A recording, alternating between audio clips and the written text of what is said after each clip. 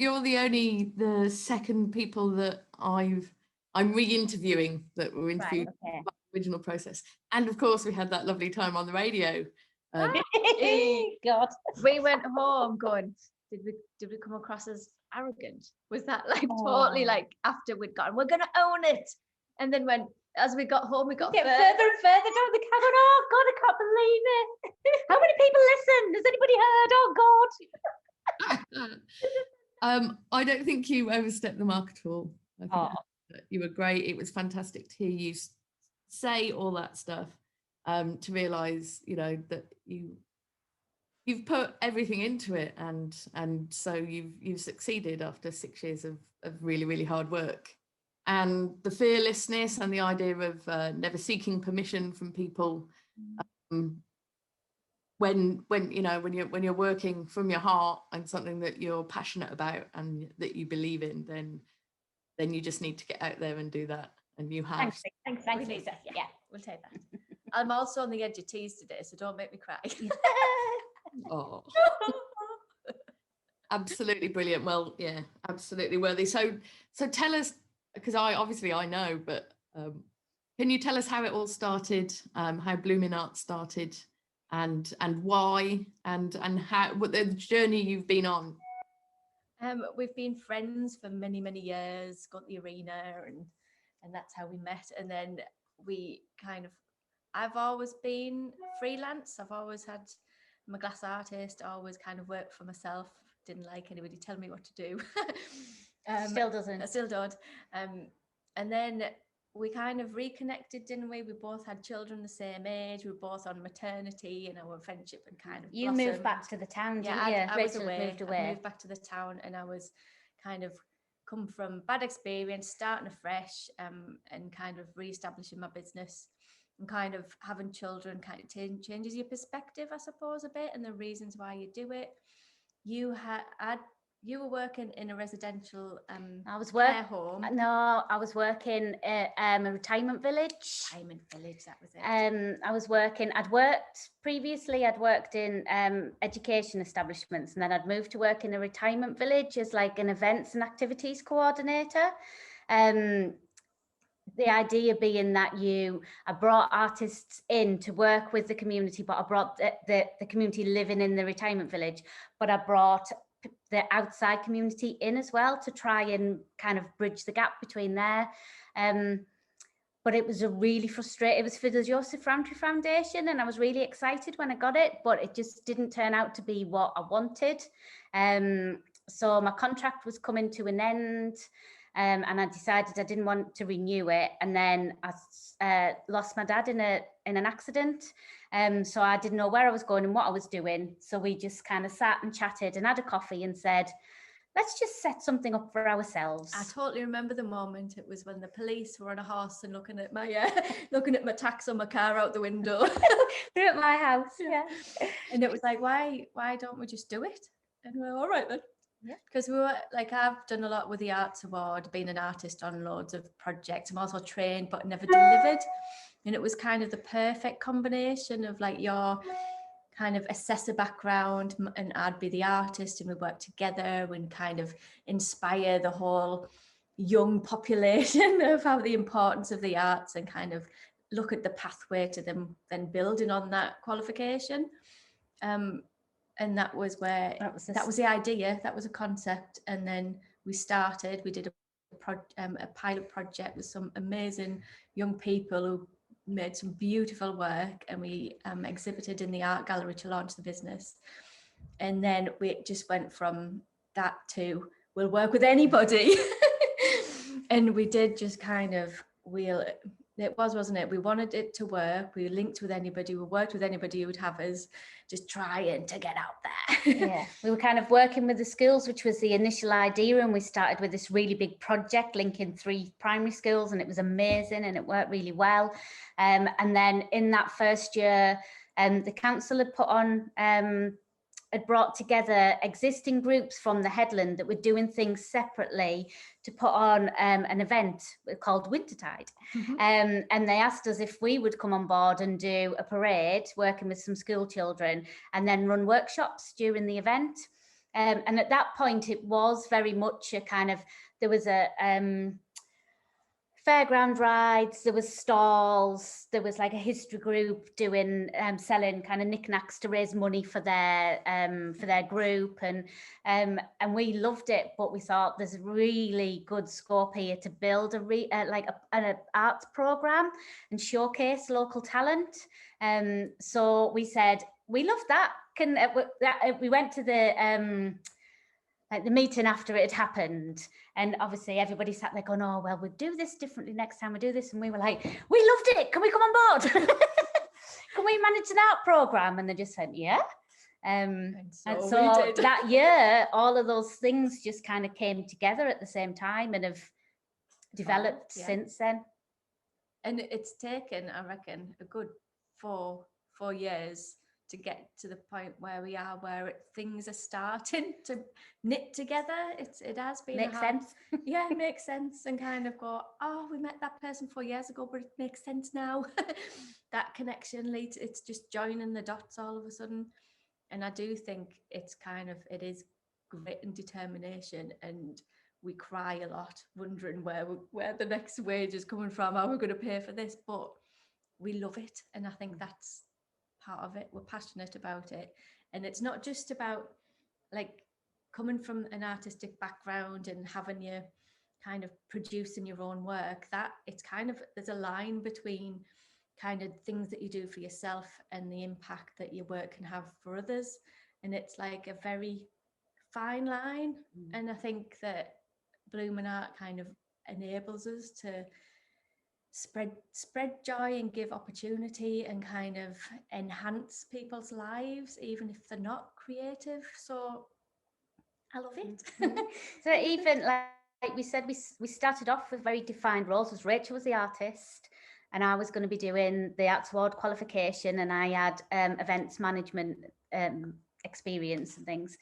But it just ended up being a melting pot of us both doing lots of things. And I've always been interested in the arts and always done things for myself, but never been an artist. So it's been great for me because it's enabled me to kind of experiment a bit more and kind of explore things a bit more. And I still don't call myself an artist, and Rachel tells me off. You're creator. But it's kind of just been a melting pot of both of our talents and passions, and we are, it's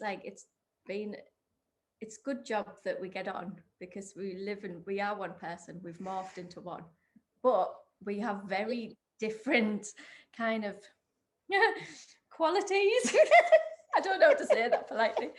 It's like I can be rah, and Emma will kind of soften everything, and then we end up kind of sometimes, we hardly ever bicker, but there's points where we kind of say the same thing but in different ways, but at each other, and then we go, we're just saying the same thing. We mean that we're saying the same thing, we're just using different words. Oh, that's all right then. But it's good. I think it's been really important to both have the same passion, both have the same vision, coming from completely different angles. And so it's kind of, it's like a symbiotic relationship, isn't it? So we can't survive on our own. Have we answered that first question? It's an absolute joy to behold, it really is. Absolutely fantastic. And I have to say, that thing that you're talking about with all those seemingly unconnected connections now falling into place, as far as I'm concerned, that's a slap on the back from the universe to say, well done, and you're doing the right thing, and keep at it.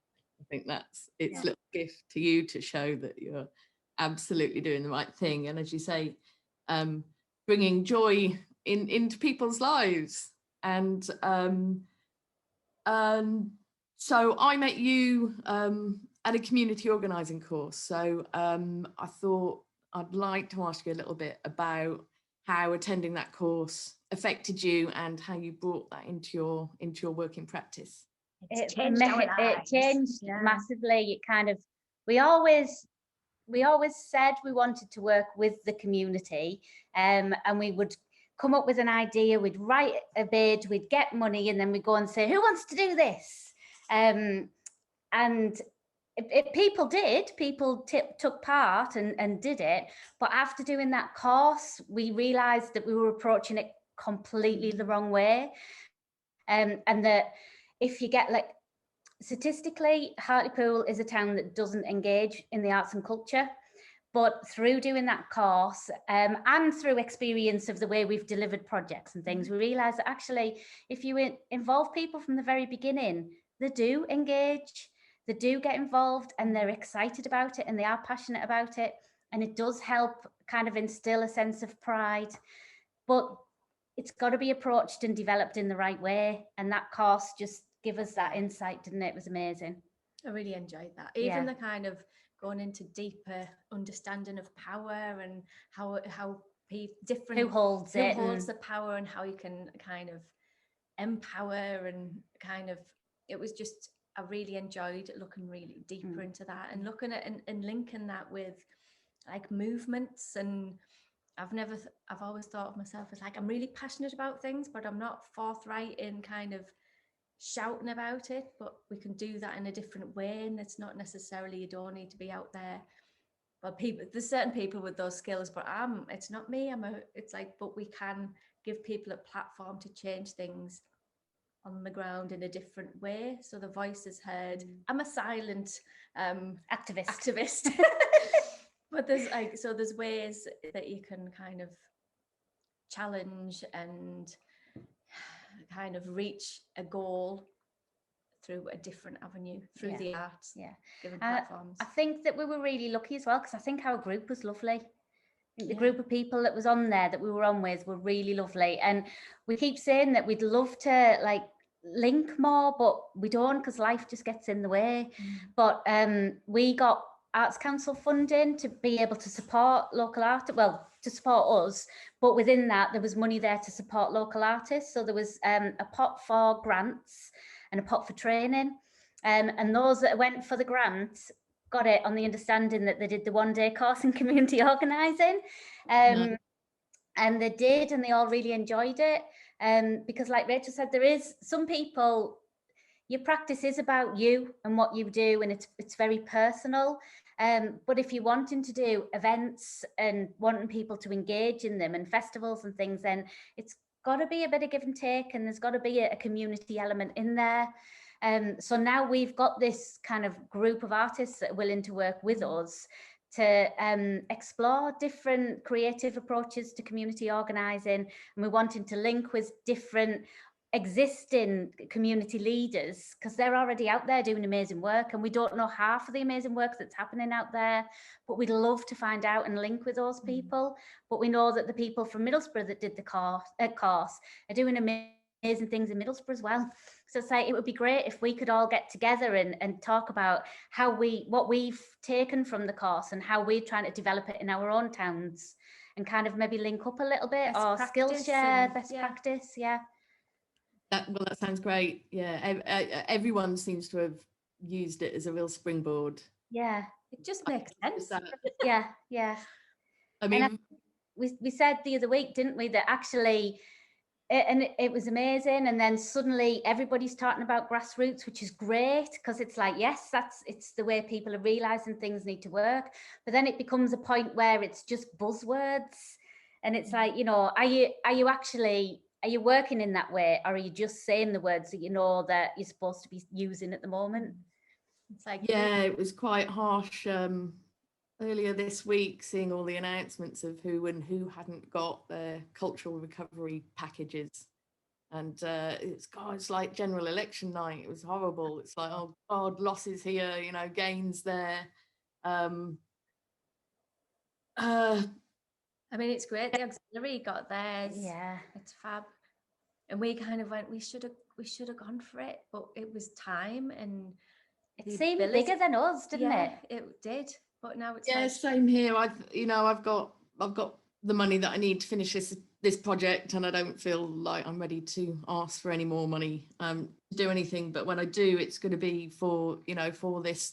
Like, this is, I guess, as much as anything, an exercise in finding out what is out there, who is out there, who's doing what and why. Yeah. To build, a bit bigger package of like maybe 10 different projects, interlinking everyone again. Yeah, that's what we're going to be doing, isn't it? We're going to be doing like a mapping exercise just to see exactly what arts and culture and artists are in the town.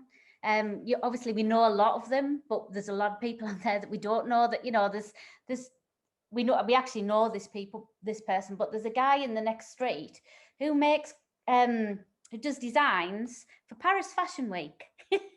And he's in this tiny little porky studio above a flat. Nobody knows he's there. Nobody knows what he's doing. And he's making this amazing work for top designers. And it's just like, but then to the other end as well, what other just small groups of women are getting together because it helps combat loneliness and they've got something in common, but they just want to get together and crochet. So like just trying to kind of map out and see who's out there, what they're doing, why they're doing it, and who's interested in working together and how. Yeah, because that's the difference, isn't it? It's like art, like I don't call myself an artist. I write it down, but I don't say it. You're a poet. Like, I've got a couple of really incredible collages, and it's like they don't mean that by artists, but I still feel like, look, I did a really good collage, and it's like, no, stop it. But yeah, just art as something that we do to keep ourselves sane and to keep ourselves occupied, and to, as a stabilizing force in society, which I think we've really seen since the start of all this lockdown or mini lockdowns or whatever, the important part that plays. And so can you tell us a little bit about this project that you've just done with these, was it 1,000 boxes? Yeah. So at the beginning of lockdown, because we're a community business and Sasha from the Wharton Annex as our catalyst, it was kind of, how can we work together to make sure that their community still feel connected? How can we give them a bit of life relief, like thinking about health and well-being? So we set a project, silver lining, looking at the positives, trying to think of mindfulness, looking at the positives during lockdown while you're sat there. What are you grateful for?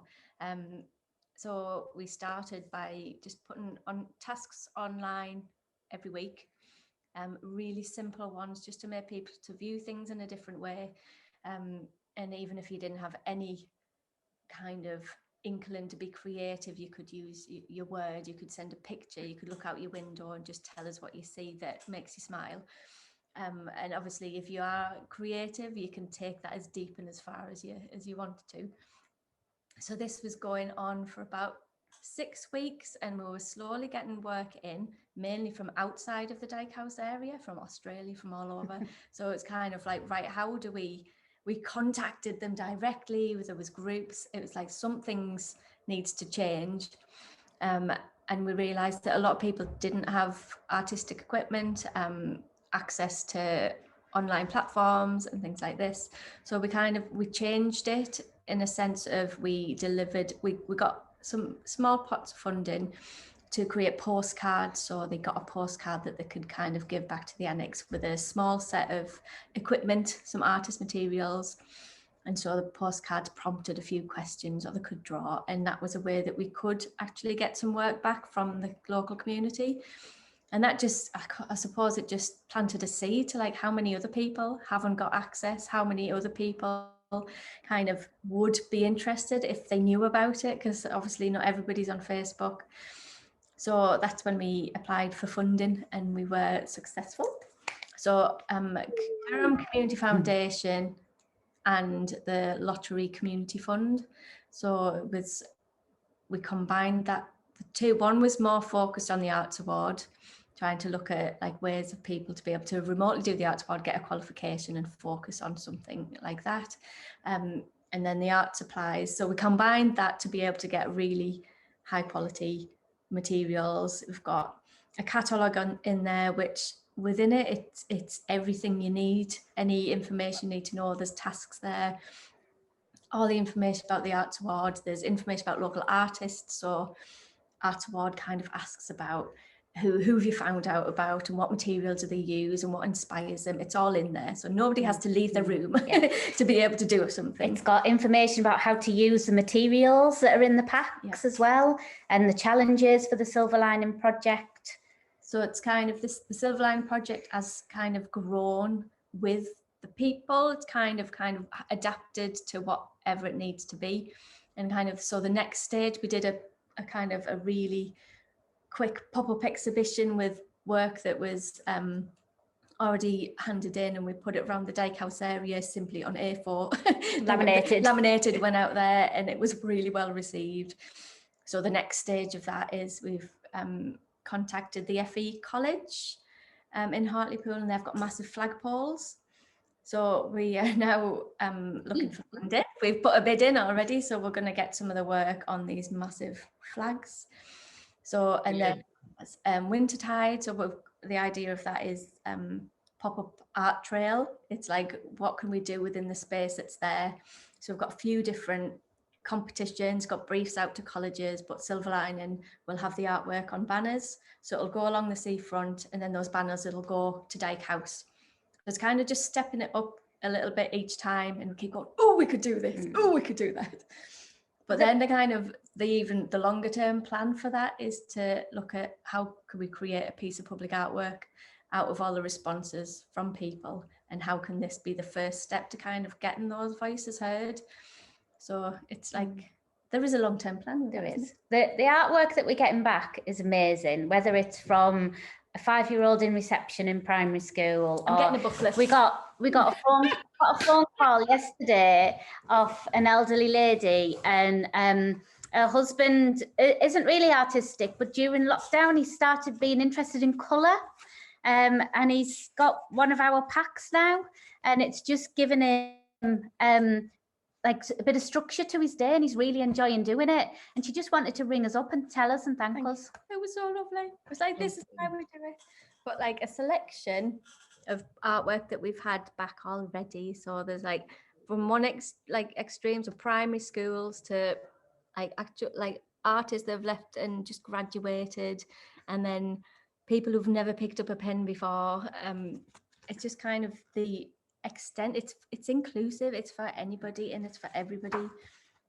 And the fact that some people have literally taken images of places that mean something to them. So it's like there's lots, it's very easy for people to engage with. Like the materials are supplied, just play, just have a bit of fun, there's no pressure. We've taken away the digital element if you don't have the ability to go online and do it, because rather than just saying we've got these boxes, who wants them, we've linked with specific community groups. So we've dropped the boxes off with the group leaders who've distributed them to people they know need them, and then the people can give the artwork back to that leader and we can pick it up. So it's just made the process so much easier, simpler and accessible. And I'm kind of looking over there, and I think, I think we've probably covered everything, haven't we? I think combining what you'd already learned yourselves with that kind of formal training of the community organising last year has been a magnificent catalyst. And I think it's just brilliant the way you've thought through ideas and thought about engaging people from the start and letting them form their own projects rather than imposing an idea upon people, and the way that you've linked up with existing organisations, and the way that you've considered people's means, and not just put on a project and learn from that and realise that some people are being excluded because they just don't have the supplies, or they don't have online access, and and just in reinventing it and getting it bigger and bigger. I just think that's absolutely brilliant, and I look forward to seeing the lasting monument to the waterfront. So we can put it here. Oh yes, just put it there. That'd be good. Put it there. Brilliant. It's been an absolute joy. Thank you so much, and we can reconvene and talk about you doing some interviews for me. Yeah, brilliant. This network, this map that you've been building. But this is the thing, because we were saying, you know, that will help us because we're wanting to do that mapping exercise. So it'll link perfectly in with that. And then this group of kind of artists that have come, we've got now through the training and the funding that we were able to give.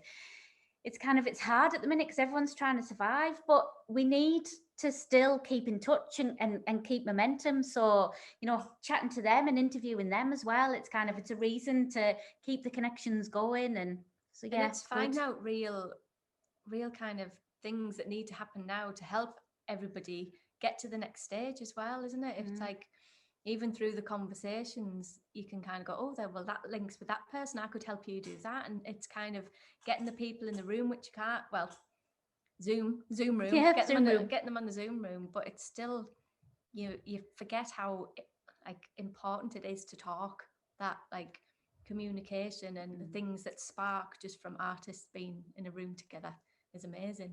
Yeah, I'm doing an online writing course with Daisy Campbell at the moment, like get your show written in 6 weeks. I'm not sure we've quite done that, but nearly.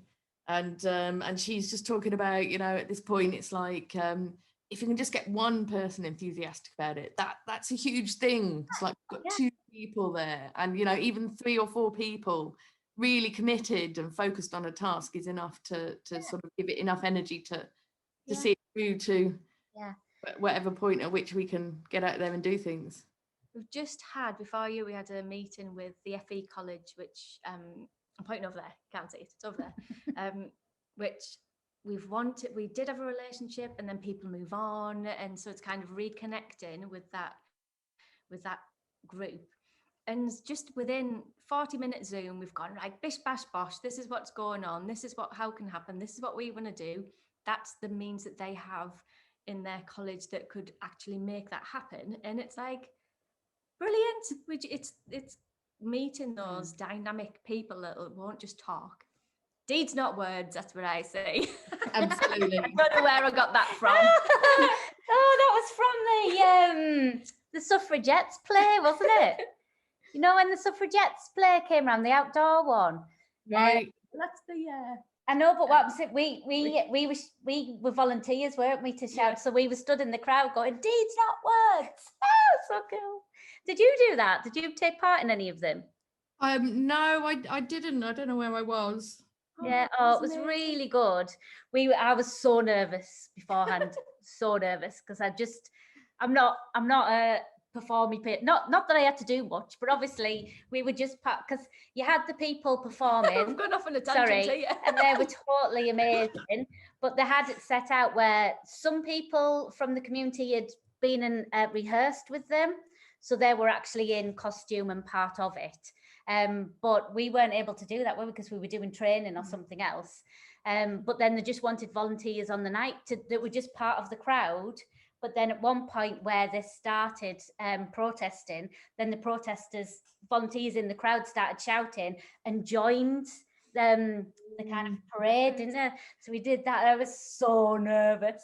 And we had banners, and I got so far around, and the lady behind me went, "You've got your banner back to front." I was like, "Oh, I'm sorry." Well, I'm gutted to miss that. I love a bit of public. I love a bit of public shouting. I've got an experience and be right up riot. Yeah. In a riot film, but Slung Low, filmed in Leeds. That was great. We might as well leave it on that riot, haven't we? Yeah. So it's so I'm just going to check in. So it's the 15th of October 2020. You're in and hand kind of house arrest apart from work, are you, in Hartlepool at the moment? You know, since the tier 2's come in, it's lightened what we had because we can now meet outside and in a garden. Yeah, we weren't allowed to do that. We weren't allowed to do that. So now it's like my mum's got sides for a gazebo and some heat for a thing so we can go and meet in a garden. Nice. Well, my lad's in 14 days quarantine, his school's shut. Really? One match into the football season. Oh, no. I know, I'm gutted. Anyway, so that's where we are, and we're so this is about just over halfway through my project, and right, okay, it's where we're going to be at the end of it. Yeah, I know. See you soon. It'd really be interesting to go. I know. Sorry. Will be. Okay, Yeah, we keep sorry. talking.